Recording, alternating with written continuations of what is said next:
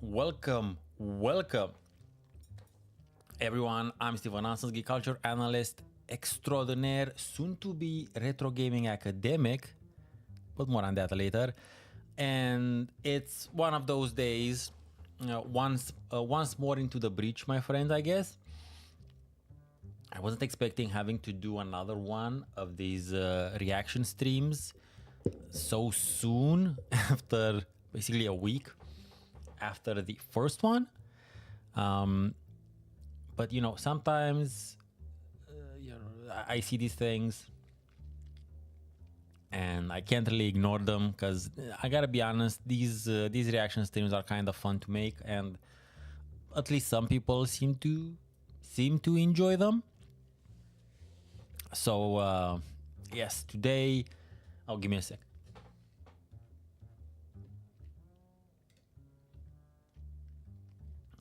Today we're gonna look at Rolling Stone's top 50 games of all time, and there's a fair few thoughts there, but let's save those for the end of the stream. Which, by the way, it might be a bit iffy right now at the beginning from what I'm seeing.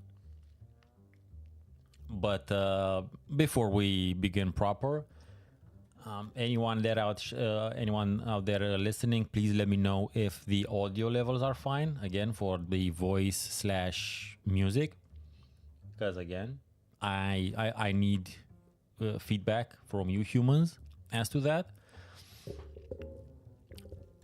Hey Unicom, can you hear me properly and whatnot? Is there are the music volumes and my voice volumes proper? Okay, audio is fine. That is good to know. No music. You should hear music. Yeah.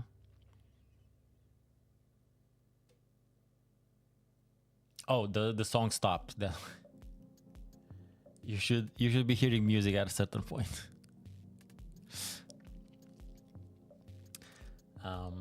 But it's cool.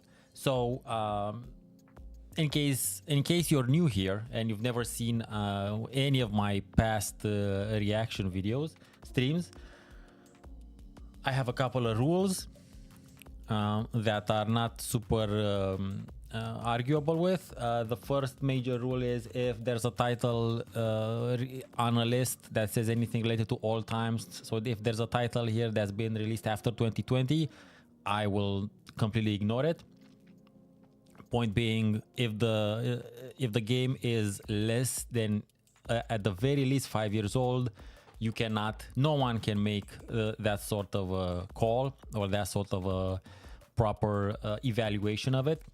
It can prove to be in time to be one of the better or best games ever. 5 years isn't close to nearly enough. So if it's after 2020 now is fine, let's say, because it's 5 years. We're in 2025 already. So if it's released in 2020, I will discuss it if I know what the fuck the game is about. But if it's after 2020, I will just skip it. Then there's the second rule of importance as far as I'm concerned, and I call the rule of just pick one. Just pick one game out of an entire franchise, regardless how large, how big, how different, how time spanning and technology breaking or innovating that series is.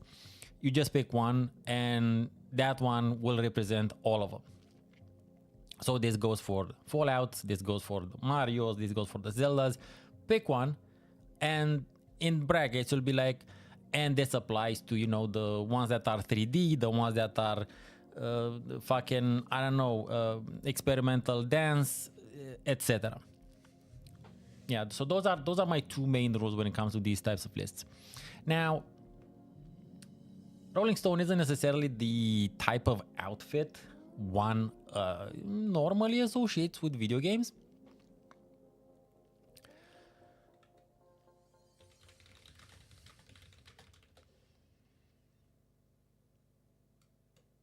So it is what it is. Okay, Unicom says that's a bit harsh since Ultima Online was the MMO, Ultima 7 was the RPG, and Ultima Underworld was the immersive sim. Yeah, I don't care. You just pick one.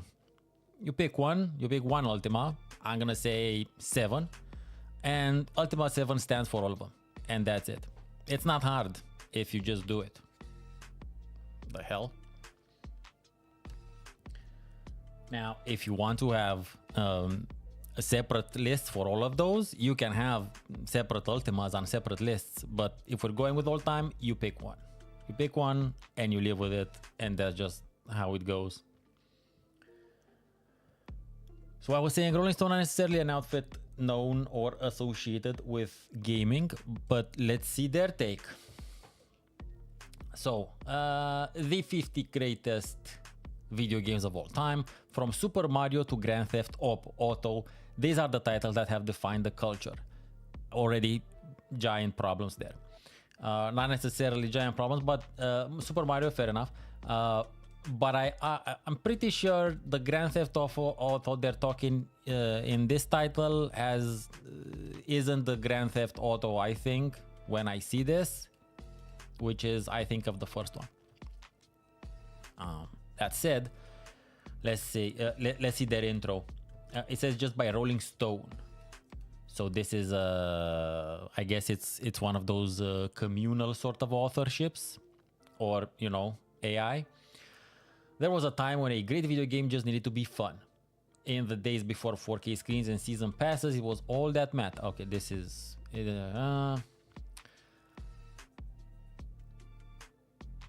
things evolved over time, games became more layered, they could tell a story, they could tell a story very early on technically as well, but fair enough. Challenge the mind either with puzzles, oh my god, puzzles, or tests of reflexes, even worse. Most importantly, they could bring people together, that's fine. In an online lobby, arcade, or just on the couch, gaming is really the story of the people who play them. It's much more complex than that. I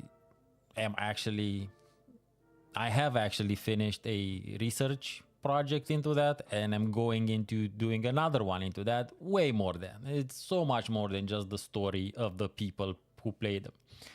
They're in there, sure, but it's much more than that.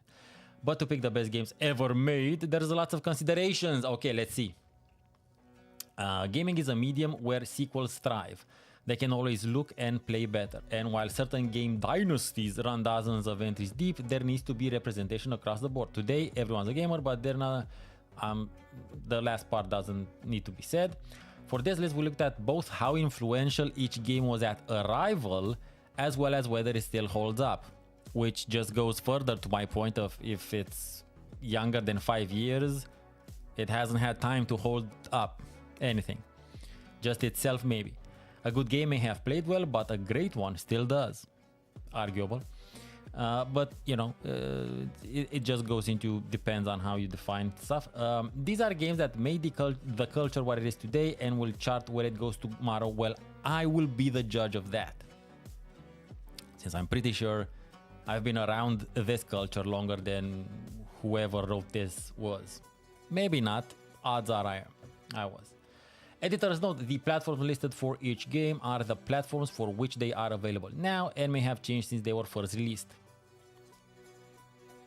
You couldn't do the Wikipedia search and see which platform it was released for first and then add the rest? No? That was too much? Okay. More reasons this is AI. Continuing. So 50 begins 2020. It's just there. It's just there. Animal Crossing New Horizons.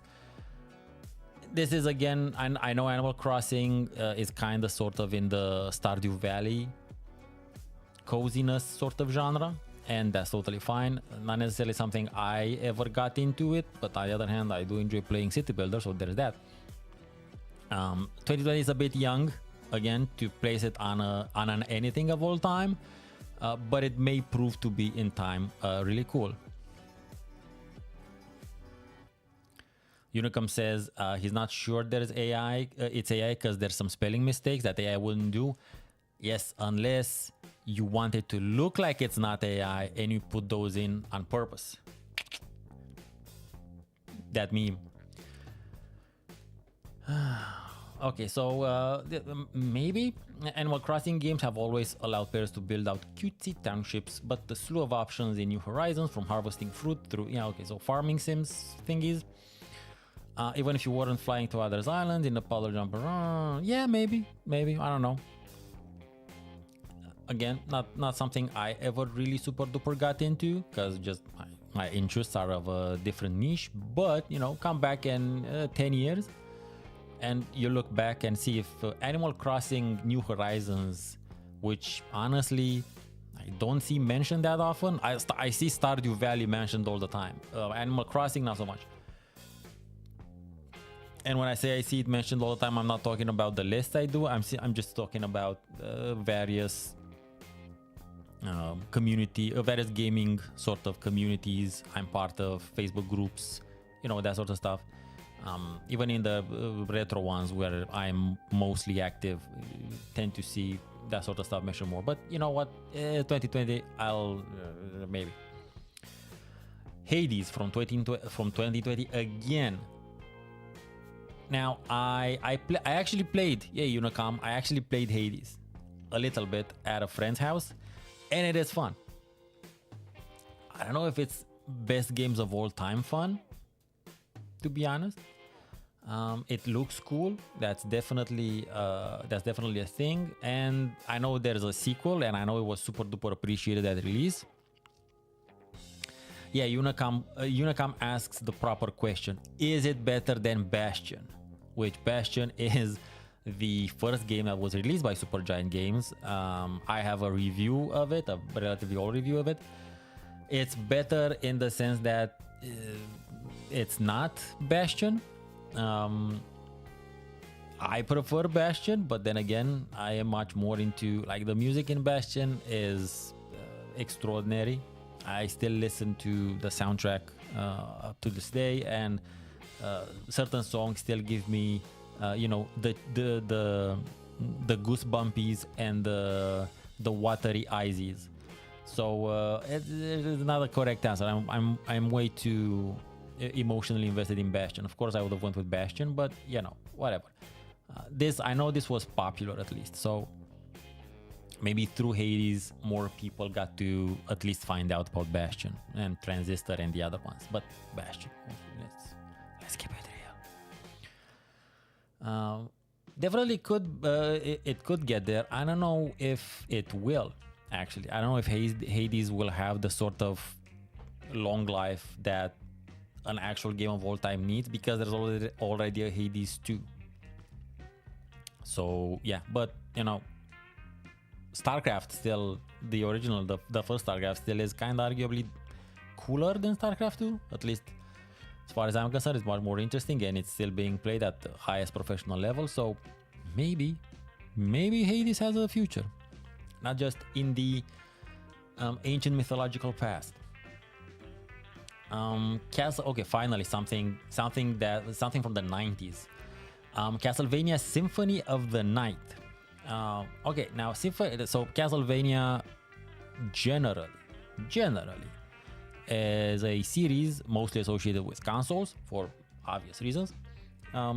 Lesser known fact, Castlevania also had a DOS port, which is something that I've become interested in recently, but it's gonna be a while till I get to that.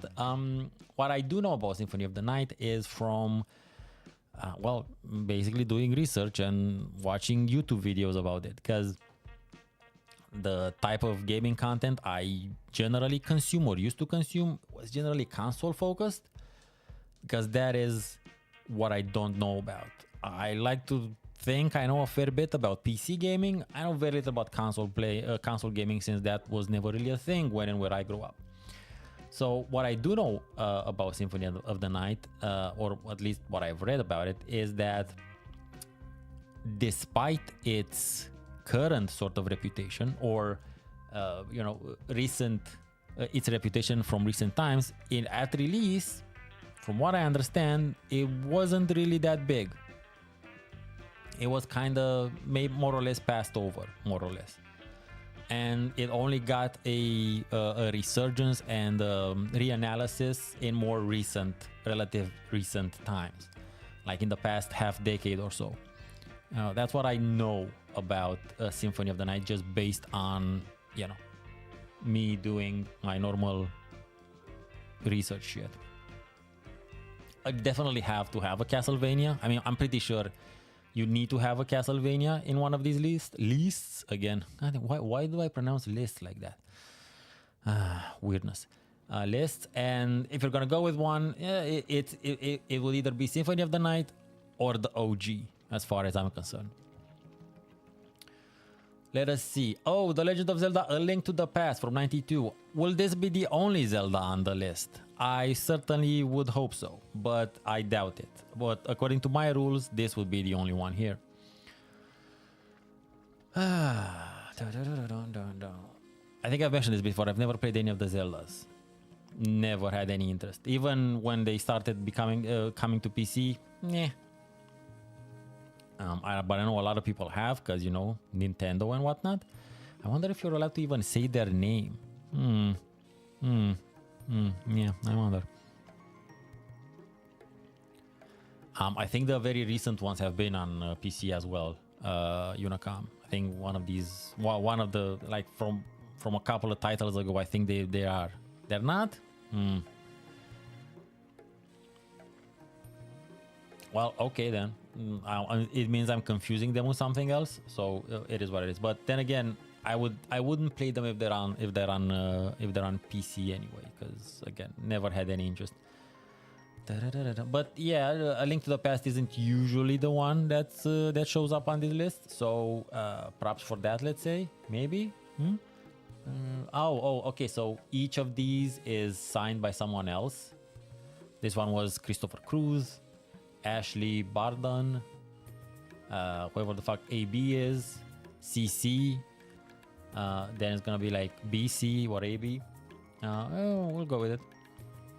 Oh my god, League of Legends. Look, I'm not saying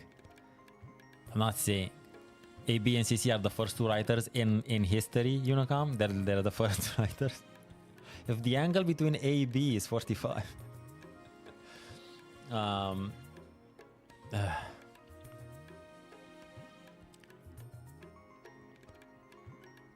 Look. Okay, at least it says taking inspiration from Dota, which was originally a mod for Warcraft 3 Reign of Chaos. The engrossing loop of League lies in its easy to learn, difficult to master nature, and, you know, rage quitting a lot. I don't know about League of Legends on this one. Again, I still think Dota 2 was by far the much more influential. It was big at release and for a long time, and influential afterwards. So going by their requirements, I think that would have made way more sense. But yeah, Unicom now. I'm saying, like, it may have more players now, but I'm saying over the span of times. And as far as influence goes, well, okay, so this one's here because of Arcane, more or less, I guess, and it is popular, and, you know, fine, but nah. I don't know, Unicom. I knew of a lot of people that played Dota 2 a lot, and professionally as well. So yeah, maybe it's a generational thing more so. Fortnite. Whoa. Okay. Look, it's just not for me. That's just that should become clear through the types of stuff I cover and on the channel and what I talk about. Fortnite is not really my particular brand of nonsense. Not to say that I haven't played any of these MMO shooty things. I played a fair bit of PUBG, like a long time ago, before it was first person actually. And I also played a fair bit, much more of Apex Legends, to be honest. But I stopped doing that a while back. It's like it has to be just through sheer force of popular presence, but okay. Elden Ring on 44, and it's from 2022, and I ignore it anyway. Again, I hear people talk a lot of. I hear some people talk a lot about Elden Ring. I don't hear a lot of people talking about Elden Ring. That's what I'm saying. It still needs way more time, as far as I'm concerned, for it to, deserve being on any type of list of all time. Celeste, I am not familiar. I don't think I'm familiar with this one. Structured around a literal and metaphorical mountain to climb in the developer Maddie Thorson's opus. Ask player to never give up, no matter how impossible the task may seem. A pixelated 2D platformer, okay? Celeste has a simple premise, chain together insane combinations of parkour like leaps, wall jumps and dashes to make it just a little bit further. Okay. Since I have to say, I have no idea what Celeste is.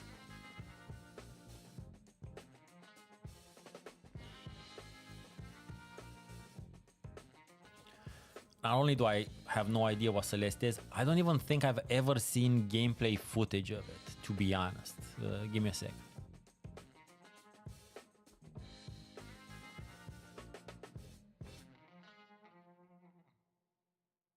I think it was mentioned maybe in one of the other lists, but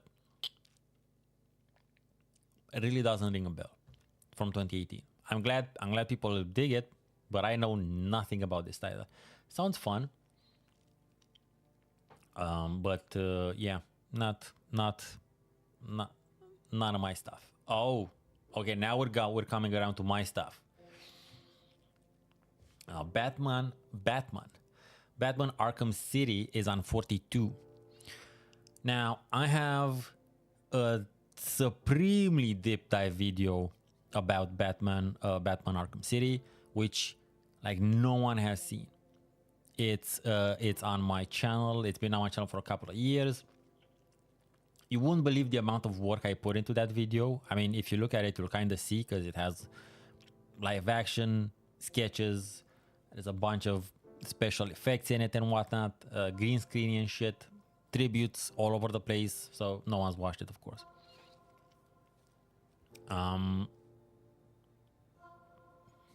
It's a great Batman game. I'll give you that. I don't know if it's best games of all time grade though. It is an interesting thought to think, but I'm not sure, regardless how big of a Batman fan I am, if it's that sort of massive. Metroid Prime from 2002. Now, I do hope this means Super Metroid isn't on it, because again, it's part of the same list, part of the same series, even if they're very different games, as to Unicom's earlier point. I think this is the one you played, Unicom, and you suggested, well, not necessarily suggested, but you said it's a good game that's worth the time. So I'll just get on the so I will just copy paste your opinion on it. I have no opinion on any of these games, because I haven't played any of them, because I have no interest in them. Again, a standing evolution of the series, getting one of the most unsettling experiences ever seen in gaming. That might be maybe a bit too much. I don't know. Is it one of the most unsettling experiences, Unicom? It makes masterful use of mood and tone while transforming the exploration-heavy design of it into a first-person experience. Fair enough. Making you feel isolated, put against a deadly alien world with nothing but your wits and arm cannon. You know, an arm cannon can go a long way. From the way Samus's breath fogs up her visor to the eerie soundtrack that makes your ears itch. Look, I don't know. Maybe it is a very spooky, horror-ish, horror-light thriller, let's say, thriller experience. I'll likely never know. Chrono Trigger. Now, this is one title that I see mentioned consistently, so I'm pretty sure this is one that will generally have to make it on a Game of All Lists era. You won't be surprised to know I've never played it, because again, mainly console thing. Though apparently it says Windows here now, so I imagine it became available on Windows at a certain point, sans emulation. Yeah, it's I'm sure I got nothing, and I know a lot of people really love this game, and I got nothing against people liking the stuff they like. Yeah, but even if it's on Windows now, you know, there's still like there's Chrono Trigger doesn't need me to spotlight it. You know what does need me to spotlight it? Septera Core. Septera Core needs me to spotlight it. Nox needs me. Drakenzang, you know, the stuff I cover. Chrono Trigger, not so much. God of War. We talked about this last time, right? This is the 20-something reboot, remake, re-something of the PS thingy of the console game, which it's always a bit odd because there was no real reason, there was no technological reason necessarily for the first Gods of Wars or God of Wars to also be ported on PC. Because I remember playing X-Men Origins Wolverine on PC. That game is definitely a God of War sort of clone, but it's also sort of really dope. So waiting up until 2018 to get it on PCs, I guess, sure. I'd much rather play Wolverine Origins, to be honest. Which, by the way, Unagam, I think I need to play X-Men Origins Wolverine. I think I need to cover it. I think I need to cover it for the channel at a certain point, or mention it at least. Shadow of the Colossus, the reputation of this game far exceeded and outseeded me getting to read about it. Like, I heard about this game from friends who had consoles back then, and yeah, this is one of those games where I have a long enough history of hearing about it to know that it should be on one of these lists.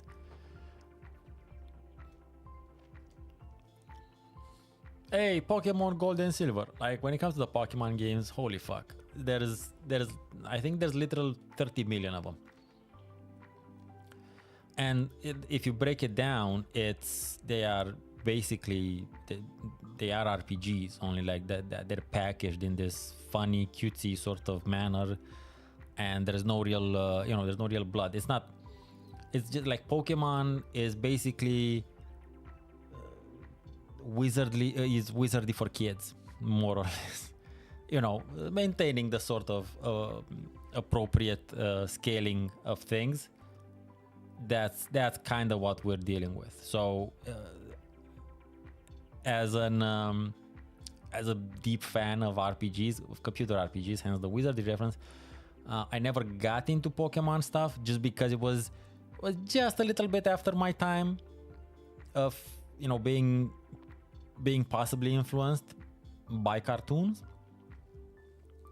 But you know, at the base of it, it's you know, it's versus combat RPG. It's like pitting your party against someone else's against the computer or someone else's party in a CRPG. Like, it's this.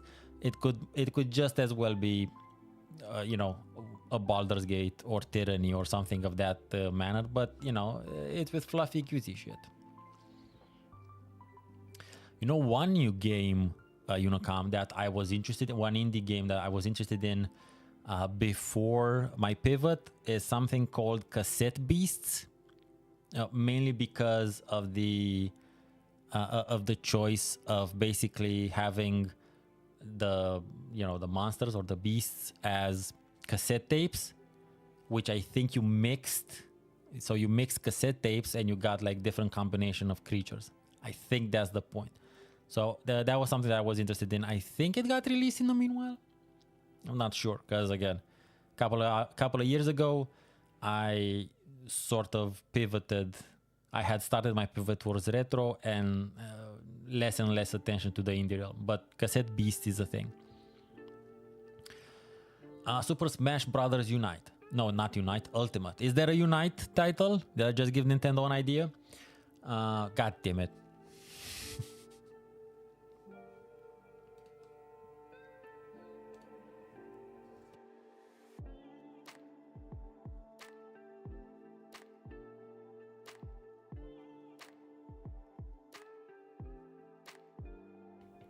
Never played any of these games. Most fighting games require players to have deep knowledge of their complex systems to flawlessly execute pixel-perfect hits. That is part of their appeal. But this one has always been about general ridiculousness and of its toy box conceit. That's fair enough. I just played a fair few of old school arcade fighting games for my recent video. So you definitely need at least one fighting game, let's say. Probably need a couple. Because there are differences, let's say, but it would be difficult for me to... Okay, it wouldn't be difficult for me to choose an arcade one, because I'd go with Samurai Shodown 3, for instance. But that's a personal preference. This, sure, it can be... It's from 2018, but I know there's a bunch of them. So again, if this represents just all of them, it's fine with me. Sonic the Hedgehog DOS. Interesting. Not interesting in the sense that it's here, just interesting of the general sort of choice, but because I'm not sure about the Sonics. I know the first couple are generally seen as good, but then the 3D ones are generally seen as less good. But I think this is one of the appreciated ones.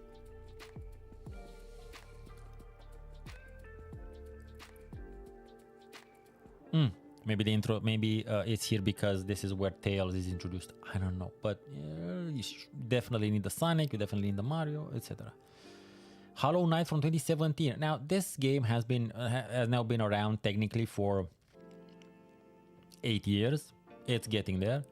I know it was super popular at the time, and I'm pretty sure people still play it. Regardless of what you find yourself, the atmosphere is arresting. Ooh, each location beckons discovery as you need to purchase a map of every zone. Something dark side. Never played it, which, you know, in 2017, I don't know what I was... I have to look back on my channel to see what I was posting in 2017 to tell you what I was playing in 2017, basically. It was definitely not this. NBA 2K11. Okay, 2010. So, I mean, sure. But this is a point I will be making in a future video, that sports games tend to be sort of ignored by these types of lists in general. And it is a bit odd, because even if these aren't necessarily the super bestest games ever, like compared with other titles, sports games were a ginormous part of gaming for, I'm gonna say, most of the beginning part of gaming. At the very least for the 90s and quite a bit of the 2000s there. Sports games were quite massive.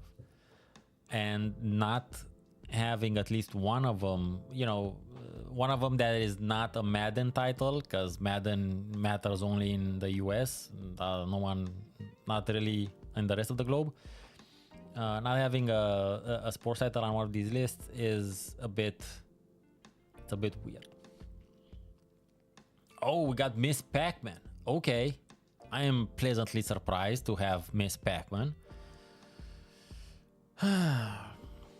Could be so at a glance, Miss Pac-Man could be seen as an undervalued arcade game compared to its playable character's more famous husband, Pac-Man. Now, I think we all know of. I mean, all of us in of a certain experience level and retro aficionadation. But the 82 sequel surpasses the original Maze game in terms of exhilarating design. Someone got a thesaurus. The player must guide fashionable Miss Pac-Man through a series of recognizable black mazes, blah, blah, blah. It's Pac-Man, but, you know, with a bow. Yeah, Miss Pac-Man is dope. I used to play this. I had a Spectrum ZX version of this. Loved it. Ooh, we cannot have a list without Counter-Strike, of course. Now, is this 1.6? Should it say 1.6? I think it should say 1.6. or it's just if it represents the Counter-Strike in general, it can be 1.6 or 2Go or whatever else the fuck. Look, during the internet, the Netcafe era, at least in my corner of Europe, generally what was happening in net cafes were either people chatting on Mirk, a lot of people playing Counter-Strike, some people playing a combination of maybe Quake 2, Quake 3 Arena, earlier Delta Force 2, and a smaller contingent playing StarCraft. I was in that smaller contingent, more or less, obviously. But Counter-Strike was, and there were a couple of motherfuckers, like 2 or 3, that were playing some Need for Speed. That was kind of the subcategorization of net cafes, of most net cafes that I was into, that I visited at least. Yeah, you need to have Counter-Strike. Counter-Strike is for MMO FPSs what League of Legends is for MOBAs. Wii Sports. You know what? I will not argue with Wii Sports. I think, just looking back again, I think I've maybe touched a Wii controller and maybe played something once or twice. Otherwise, not really. But I just know about the very socio-cultural impact of this game, of Wii Sports in general and the Wii. So I know it got a lot of older people into what could be considered gaming, because it is, but and at least from that perspective, I have nothing but respect for it. Uncharted 2 Among Thieves from 2009. Played none of these games. I know people enjoyed them. I played none of them.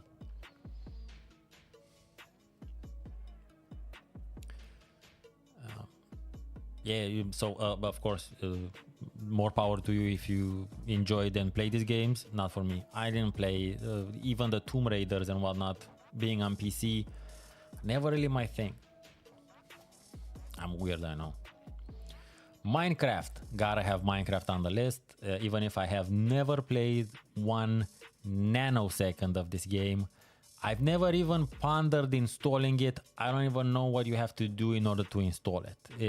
I've had that little interest in it, but obviously I'm in the smallest of minorities there.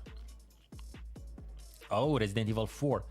Interestingly enough, the only reason I know something about Resident Evil 4 is because of it being remade and of me reading a very detailed article in RetroGamer about it. Otherwise, I would not know anything about the game, because originally, generally, console title. Also, it's an over-the-shoulder horror-ish sort of thing. Not really my bag. Though that said, I did enjoy Dead Space, so but sci-fi or fantasy goes a long way for me. Realistic, not so much.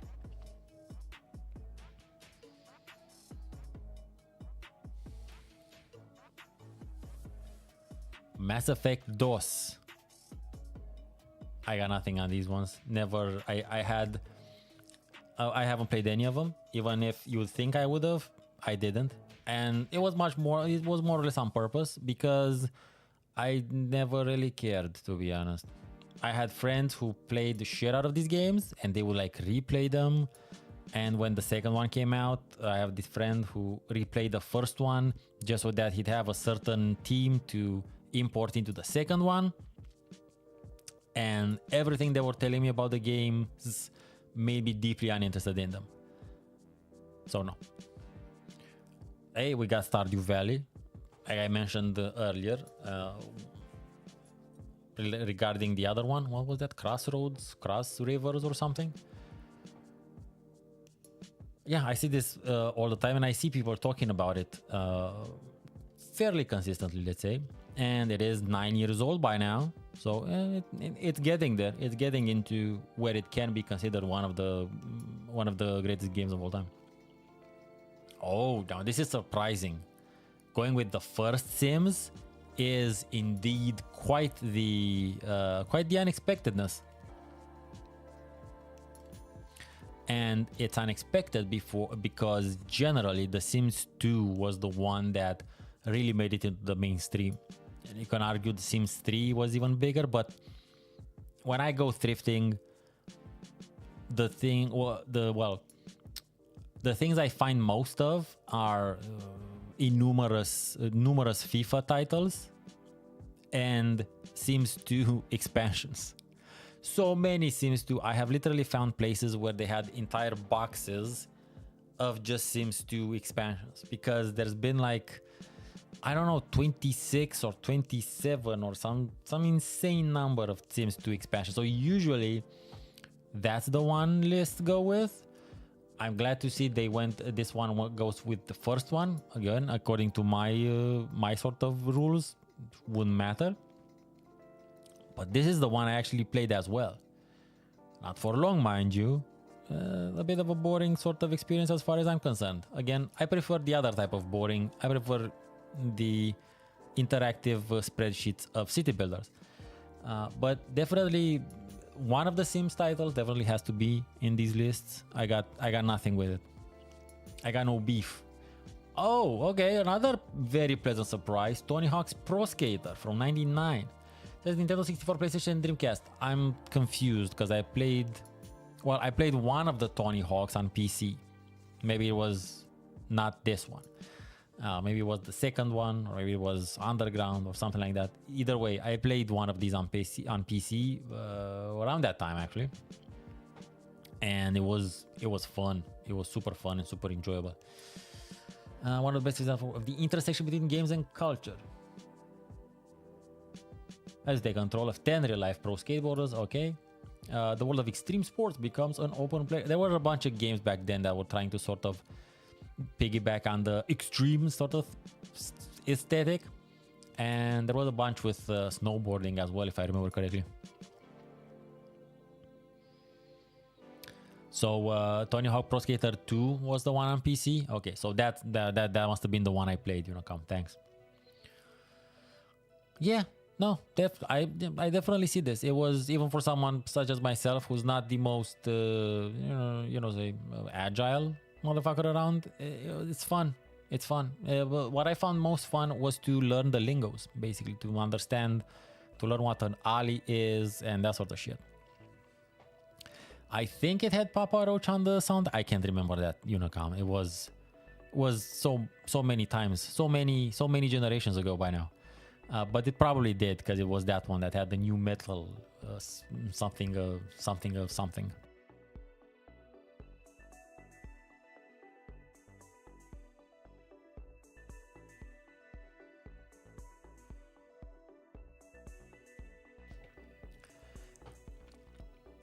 This one says that it contains songs from the Dead Kennedy, Suicidal Tendencies, and Goldfinger. But yeah, the soundtrack was something that was very specific to the time, which was cool, and to these games. And going on a tangent on soundtracks, the techno soundtracks from around the late 90s to the early 2000s, especially for games that were developed in Britlandia, as I call it, those things are bangers. They're bumping. Like I know I mentioned this in. Actually, I mentioned this whenever I mentioned Roll Cage in any of my videos, but the soundtracks for Roll Cage, because the PC and PS1 Roll Cage soundtracks are different, by the way. They're really, really dope. If you like techno, which I do, I like techno, trance, rave, etc.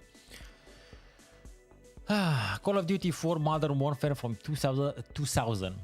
I was gonna say 2004. I don't know which one this one is. You know what, Unicom? I actually played a Call of Duty, but I don't know which one. It was on PC though, so I don't know. It might as well been this one.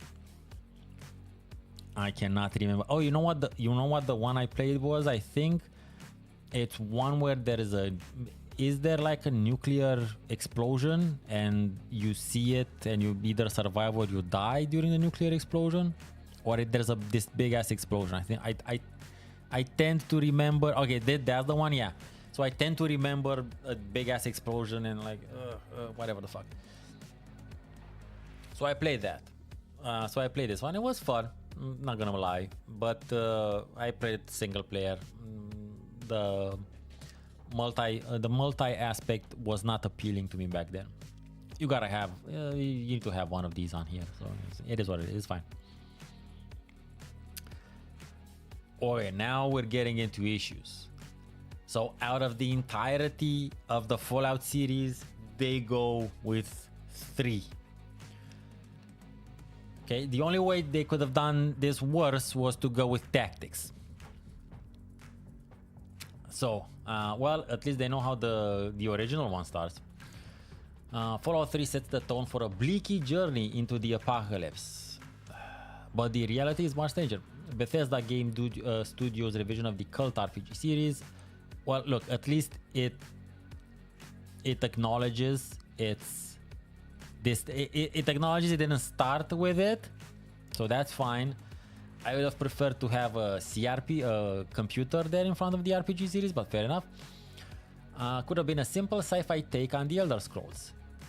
I would argue a lot of people say that it is exactly that, but instead introduce players to an immersive open world of nuclear-powered robots, cowboys. I think the cowboys come in later. Mutants and ghouls in the ruin of the capital wasteland. All of this, none of this makes sense unless you've actually played Fallout. RPGs had met first-person shooters before, but Fallout 3 brought unseen complexity and a high risk-reward factor to every decision. Are they talking about the simplified stat and perks and trait system? The simplified version from Fallout 2 that they implemented in this one? Or are they talking about VATs? Because I don't know what... if there was complexity in Fallout 3, it had been seen before. Is my point. Whether it's pickpocketing or deciding the fate of an entire city. Yeah, you could do that in... Anyway. By telling a player-driven narrative that retains a satirical undercurrent throughout, Fallout 3 paired the best parts of its predecessors and expanded into a more immersive and engrossing world. The industry has been chasing its unique blend of humor and pathos ever since. There's a couple of wrong things there. So just by making something first person or 3D doesn't necessarily make it more immersive. It just makes it first person or 3D. So that one falls from the get-go. The world was engrossing beforehand. You just, need to read, which can be an issue. That's true. And I talk a lot about modern gamer expectations. Yeah, if you try to play the original Fallouts now without knowing what to expect and also without reading the manual first, it's gonna be almost impossible.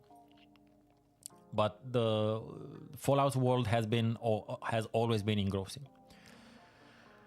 The industry has been chasing its unique blend of humor and pathos ever since. I have not seen this in any other industry product. The industry has been chasing its numbers and money generation ever since, and added to it, but none of the humor and pathos.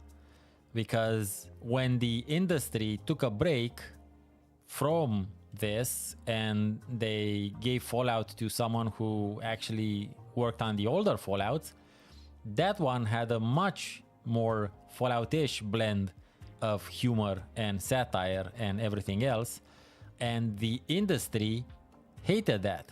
And by industry, I mean Bethesda. Mario Kart 64. I have a friend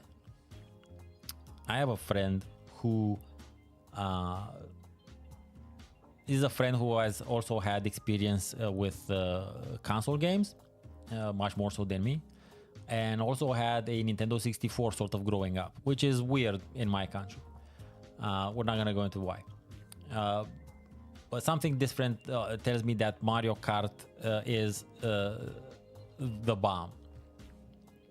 And the thing is, the idea is, I hear this from a lot of, I've heard this from a lot of people. I've seen videos and documentaries about it, and I'm gonna go with the opinion of my friend. I'm gonna trust my friend, and like I'll allow this to be here because it is technically a racing game. I have a friend, citation needed. Yes, Unicom, it is difficult to prove that I actually have friends. I agree with you. Give me a sec. I need to open a can, not of whoop ass, of soda.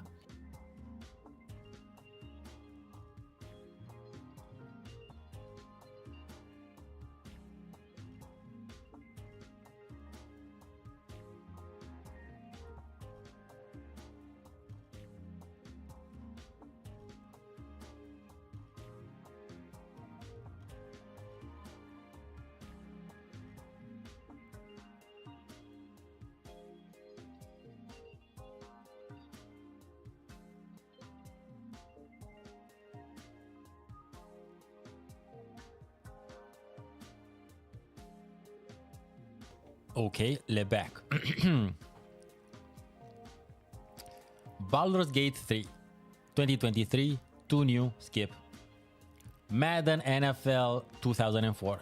So see my earlier rant about no one gives a shit about Madden outside the US. Oh shit. So first of all, get the popcorn out, Unicom.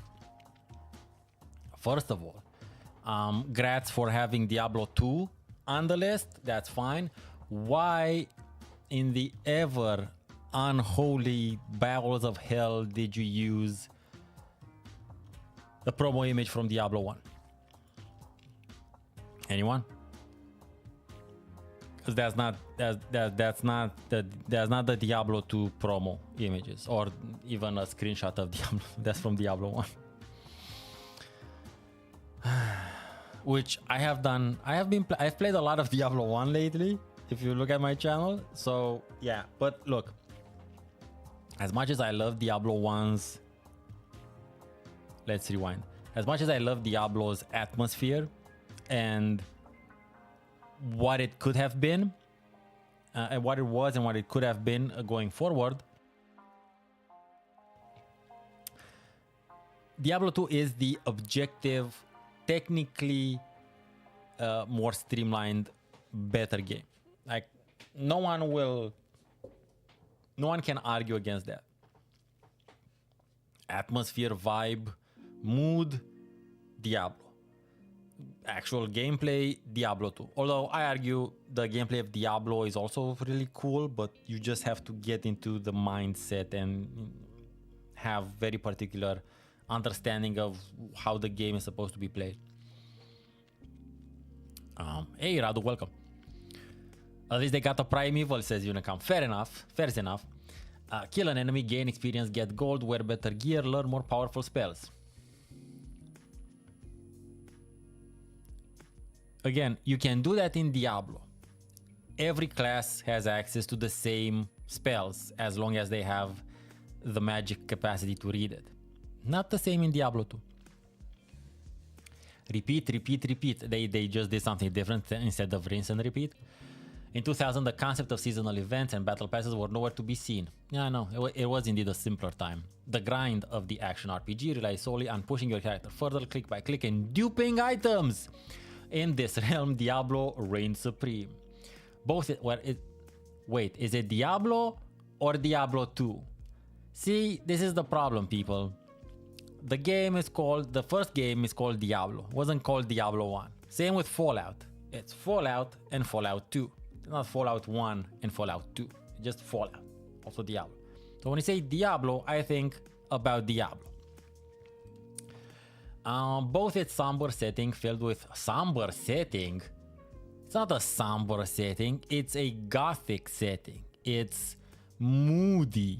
It's whatever other cool adjective. It's not somber. Somber is when you go to a funeral. This is the opposite of that. This is about, the person in the fucking coffin wakes up and you have to bash their head in with a club mace, or something you find nearby, like a plate of cookies that is made out of crystal from grandma. That's what, so the first is Somber, the latter is Diablo. That's what Somber is. No, come on, like use that AI thesaurus shit. You use Copilot. I would have probably used a better word than that. Anyway, torture chambers and the fast-paced combat have influenced dungeon crawlers from Hades to Path of Exile. Yeah, sure. Diablo 2 and its expansions helped usher in a world where the most satisfying games could combine deep lore. Okay, let's put the brakes on the deep lore shit. Peppered throughout side quests and notes with an almost hypnotic loop of combat grinding, and encourage players to revisit its depths time and again with different strategies. No one did with different strategies. It was just different builds and outlooks on how best to conquer its challenges. There's no strategy in an action title. There's tactics, sure. There's builds. There's no strategy. I think I need to make a video about the difference between strategy and tactics. So far, not even its developer, Blizzard, has been able to rekindle its eerie greatness. See, this is a weird thing. Like, it seems to me, someone who has covered and played and really deeply covered both of them, seems that the text was mainly written for Diablo, but they decided to go with Diablo 2 just because that's the one people know more. Because eerie greatness, that is a much better definition and description of Diablo than somber setting is for either Diablo or Diablo 2. So, but this is just me being semantic. Look, Diablo 2 should be on the list. That's totally clear and fine. In terms of retro gaming, I would obviously point towards the OG Diablo. But it's hard to argue against the second one because of the gameplay awesomeness that it is. Red Dead Redemption DOS, which came to Windows relatively recently, if I'm not mistaken. No, or wait, did the first one just come recently and this one was anyway? I don't know. I haven't played either. If you enjoy, go for it. I'm happy you're enjoying your cowboyness. The Witcher 3 Wild Hunt. I'm not gonna repeat. I'm not gonna talk about the Witcher series again. I'm sorry. I think I go into a fair bit of detail in the last video. The cliff notes. I really enjoyed the first one. I kind of liked the second one. By the time the third one came out, I lost interest and I don't care. Simple as that. Hey, Street Fighter 2. Now, this is closer to what I just released, my video on arcade games. Now, granted, my video on arcade games is on potentially lesser known arcade games. So whilst most people, especially in the West, were playing Street Fighter 2, the arcades that I generally had access to in the post-communist Eastern Bloc was much more like the World Hero series was there a lot. There was also Mortal Kombat and Samurai Showdown. Just like I go in the list, it was also Art of Fighting and stuff. But very like Street Fighter definitely wasn't everywhere. I'm just gonna say that. But I cannot ignore or just pass the importance of Street Fighter 2. I remember playing whatever. I think I had a port of it. I don't think it was a port of 2. I think it was a port of Street Fighter 2 Turbo Hyper Alpha something. I had a PC port for one and I played that one on PC. So sure, no one's arguing with this. I'm definitely not arguing this. Also, not to mention, it spawned a terribly horrible, wonderful movie with one of the best gaming related memes possible. And of course, I'm talking about the M. Bison, of course, meme. I use that as often as I can. I just love it. It's wonderful. Also, if you are lucky enough to look for my recent video, I'm currently testing 2 thumbnails for it. One thumbnail is with a gameplay image from one of the games. The other thumbnail is with a commercial, an advertisement that Jean-Claude Van Damme did for Neo Geo arcade cabinets. And that was my favorite.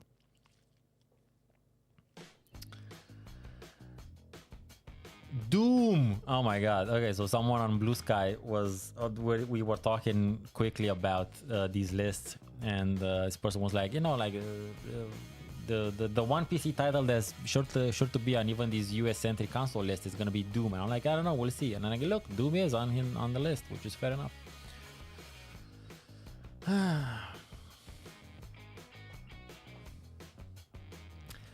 A space marine finds himself battling demons on the moons of Mars, eventually taking the fight back to Hell. We're used to this now. Because not only does Doom have one of gaming's strongest premises, I don't know if that's a strong premise.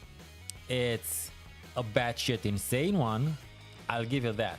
I know about strong. But it also influenced the blueprint of a first-person shooter. Labyrinthine level layouts filled with secrets, challenging foes, and an unmatched rock and metal soundtrack were all gelled together by tight gunplay. Even though it is over 3 decades old, look, Doom is fun. You cannot not have fun with some amount of Doom. Now, tell you this.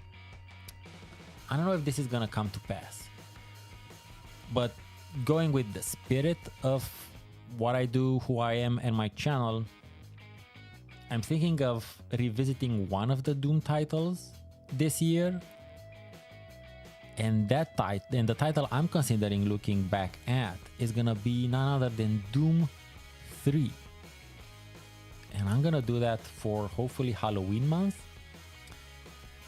because I think the game needs to be looked at again. I have this feeling. But I'm not sure I'll actually get to it. I'm just saying I may get to it. Hey, World of Warcraft. Look. I played WoW for an intense period of my life, and I used to call WoW my heroin habit. It definitely became a very consuming, encompassing sort of thing. It also came at a time in my life where not a lot of things were really working out in meat space. So, spending my time in Azeroth was way more preferable than spending my time in meat space. That said, I also generally happen to have played during what's kind of seen as the sort of the best time, which was Burning Crusade into Wrath of the Lich King. Maybe that also matters a fair bit. That said, one of the things I kind of miss about World of Warcraft has nothing to do with either the world or the craft or the game itself. It has much more to do with the guilds and being part of a fairly casual guild, not necessarily hardcore guild, but the community, the digital social aspect of logging in, and there's almost always being someone there on the list that would be maybe willing to exchange a couple of words, or go level up an alt or that sort of stuff. That's what I truly and deeply miss most about my time playing World of Warcraft, much less so the pew-pewing part.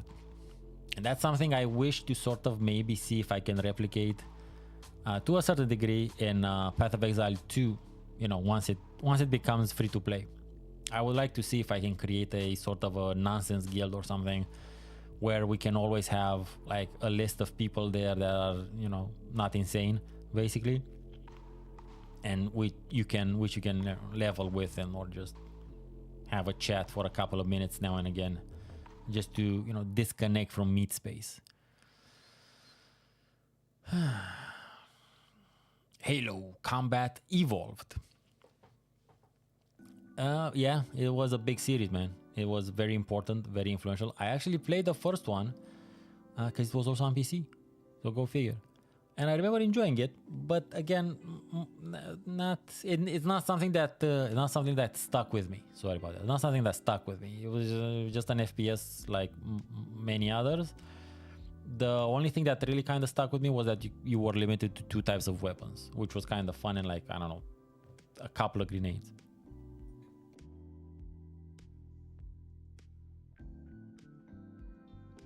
Which I enjoyed, because I enjoyed that sort of semi-realistic, of course, limitation.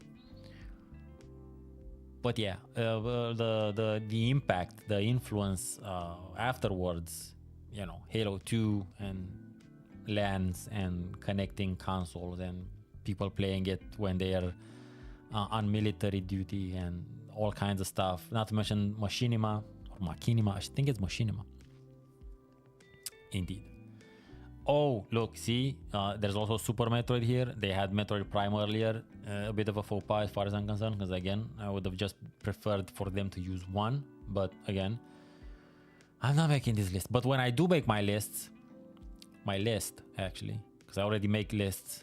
When I do make my list of games that are usually ignored by top lists, I'm just gonna say something series, and it's gonna be all of it. It's just that easy. Oh my god, can we have a list without fucking Skyrim in it? Can people acknowledge there's been other Elder Scrolls before Skyrim? Is that a possibility? Like, I do it all the time. I basically ignore Skyrim because it's so big and annoying that it deserves to be ignored by those of us who have, you know, a little bit of historical hindsight. Oh my god. Final Fantasy VII. Definitely an important title. I'm gonna give you this example. This is such an important cultural, it's such a penetrating mainstream gaming cultural hit that I was aware. I had seen pictures of the Buster Sword and whatever the fuck the protagonist's name is, Cloud or whatever the shit. I had seen images of that long before I had even heard of or had any idea what Final Fantasy was.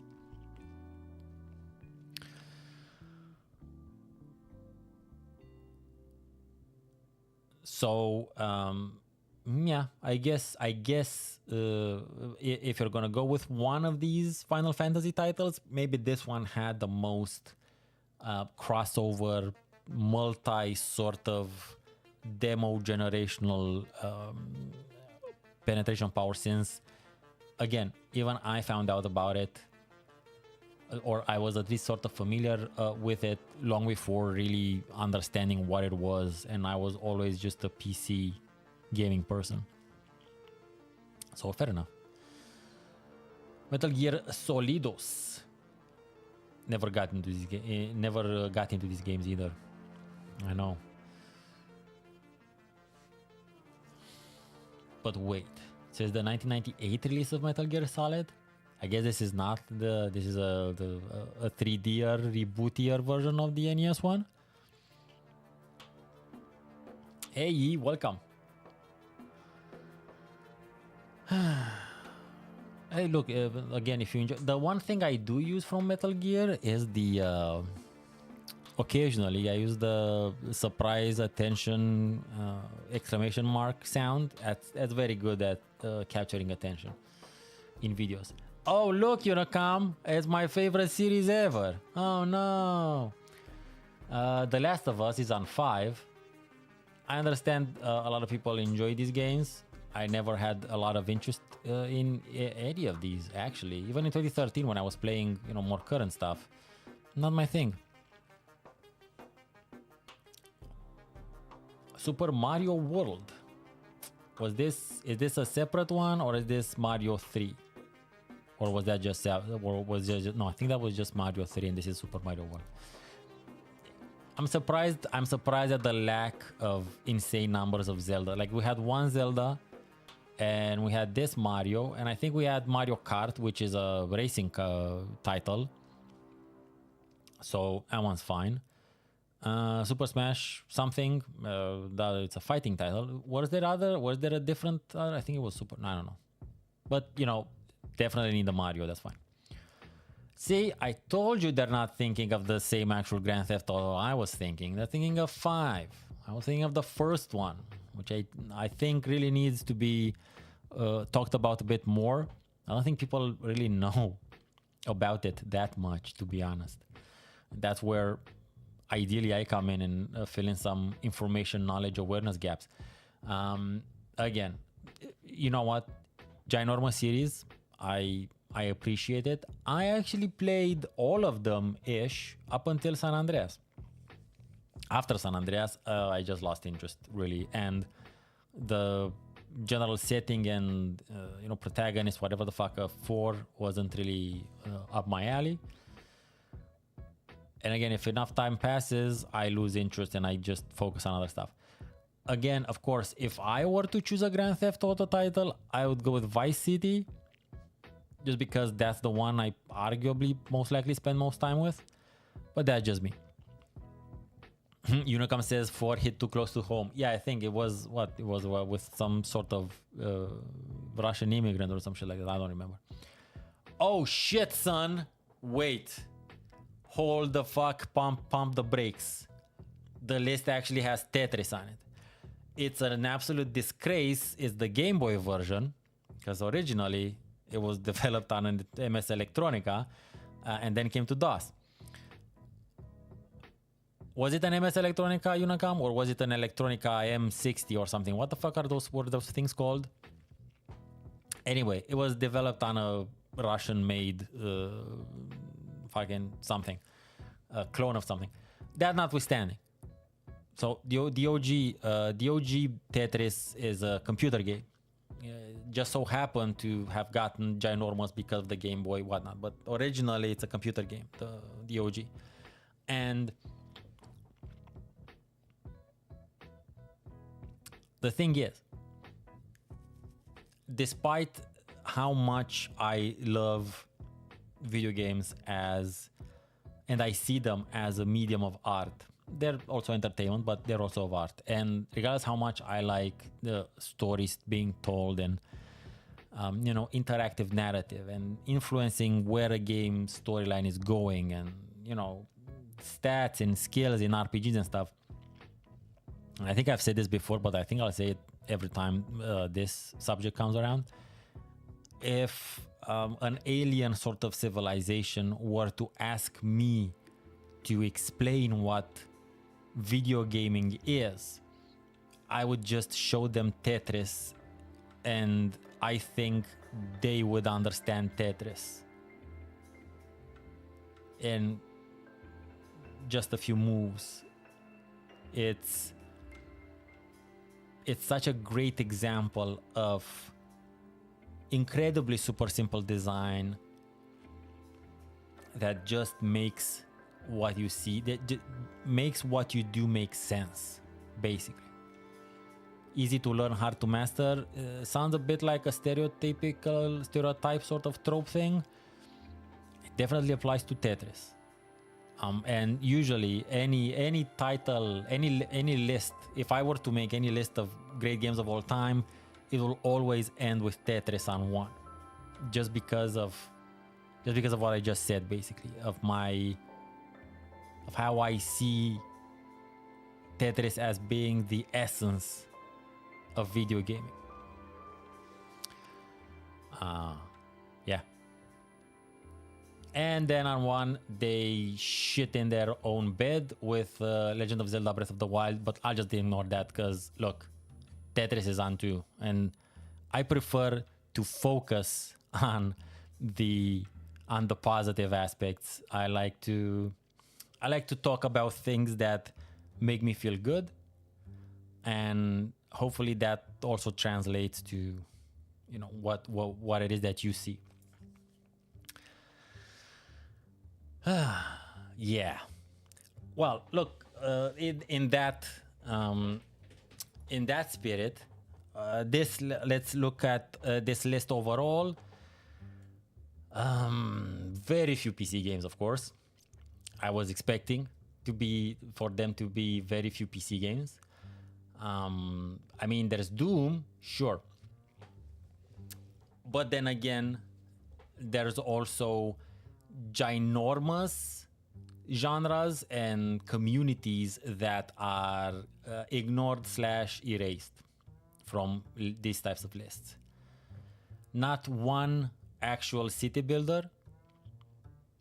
There's been so many, and so many that are well known. Not one. No Caesar 3, no Pharaoh, nothing. Even the last one I think had black and white. So no city builder / god games. No real strategy games. There was not one StarCraft, not one Command and Conquer. No actual strategy games. It has Baldur's Gate 3, but this is a very recent game and it's cross-platform. Not a lot of what I would call a much more older school CRPG. It has a sports game. It has a sports game in that basketball game. As again, I'm gonna ignore Madden, much like the rest of the world does. But another thing that's not here, and you'll notice, no Heroes of Might and Magic. And look, there's been 7 major Heroes of Might and Magic titles with a sort of a side offshoot, Messiah. And there's another one coming up, and there's a bunch of all kinds of. There's a Heroes of Might and Magic 2, I think, on Game Boy Advanced. There's a bunch of other things, so none of that present here. No point and click adventures either. Really, you want to tell me, Rolling Stone, that there's not one point and click adventure game that has been important in the entire history of gaming? No, not one. No Day of the Tentacle, no Space Quest, no King's Quest, no Grim Fandango, no Secret of Monkey Island, let alone, The Longest Journey. None of that. Those did not have any sort of impact either. That aside, which I don't want to set aside, but I want to finish this stuff on more of a positive thing.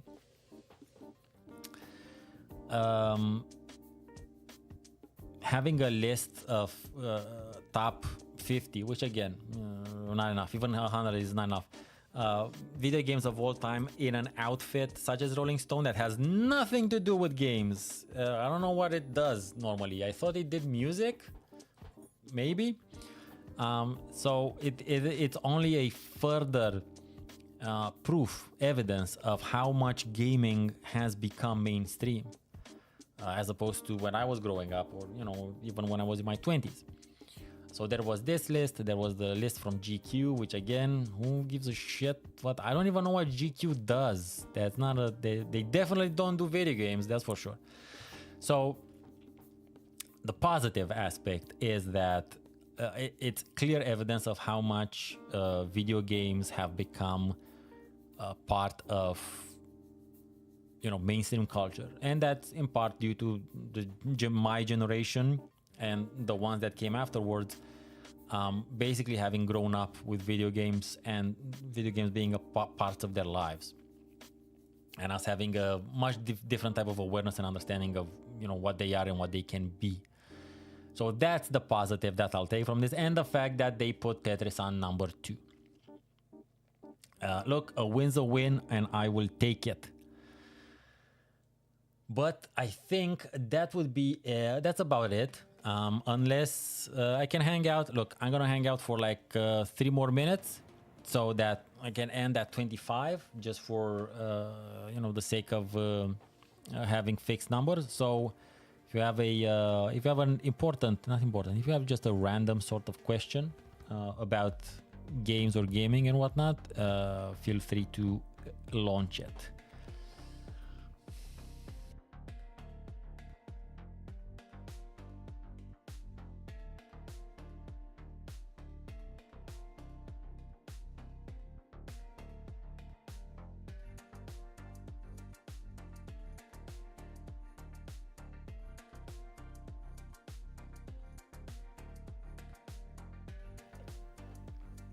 You know, come says they could have at least put Brutal Legend to keep with the theme of the magazine. Yeah, you have a point there.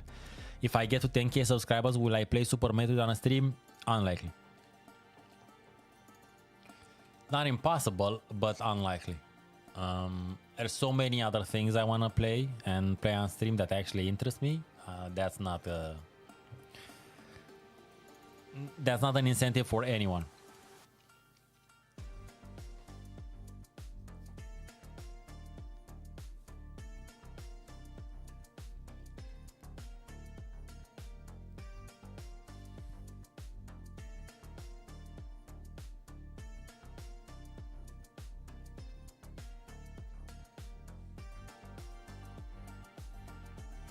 Yeah, for Fanzerbox, of course, I played other strategy games than StarCraft. Let's see. Oh, yeah, World in Conflict is one of my favorites. I kind of plan on covering it this year, actually, so that's why I'm mentioning it. Age of Wonders, deeply underestimated, underappreciated, underrated game. Let's see what else. Sins of a Solar Empire. I also mentioned that one from time to time. Command & Conquer, you'd think so, but it wasn't really that bad. Red Alert 2 was fun, but in single player, I never really got into the multi stuff. You can argue for Age of Mythology, Age of Empires, the first two, for sure. I don't think I've played 3. So yeah, a bunch of them. I also played a bunch of StarCraft clones at that time, but there was nothing that really stuck with me, to be honest.